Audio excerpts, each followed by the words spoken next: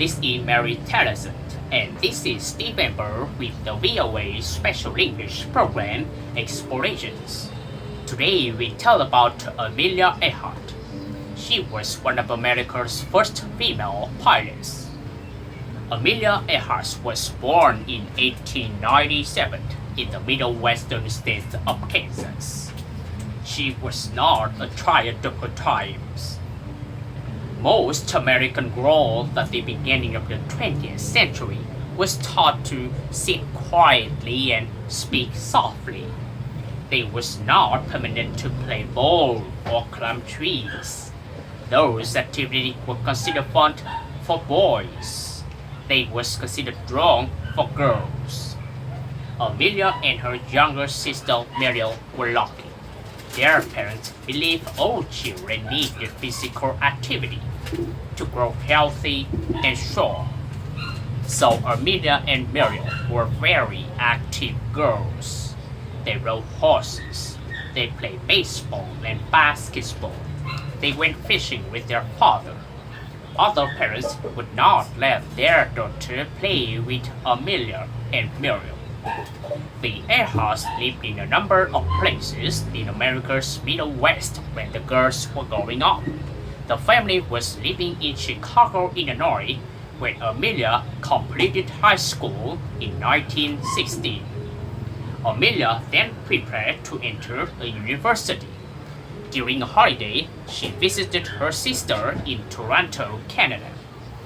World War I had begun by then, and Amelia was shocked by the number of wounded soldiers sent home from the fighting in France. She decided she would be more useful as a nurse than as a student, so she joined the Red Cross. Amelia Earhart first became interested in flying while living in Toronto. She talked with many pilots who were treated at the soldiers' hospital. She also spent time watching planes at a nearby military airfield. Flying seems exciting, but the machinery, the plane itself, was exciting too. After World War I ended, Amelia spent a year recovering from a disease, pneumonia. She read poetry and went on long walks. She learned to play the banjo, and she went to school to learn about engines. When she was healthy again, she entered Columbia University in New York City. She studied medicine. After a year, she went to California to visit her parents. During that trip, she took her first ride in an airplane. And when the plane landed, Amelia Earhart had a new goal in life. She would learn to fly. One of the world's first female pilots, Nita Snook, taught Amelia to fly.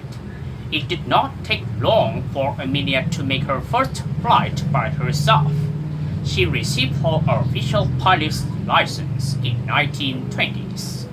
Then she won a plane of her own. She earned most of the money to buy it by working for a telephone company. Her first plane has two sets of wings, a biplane. On June 17, 1928, the planes left the eastern province of Newfoundland, Canada.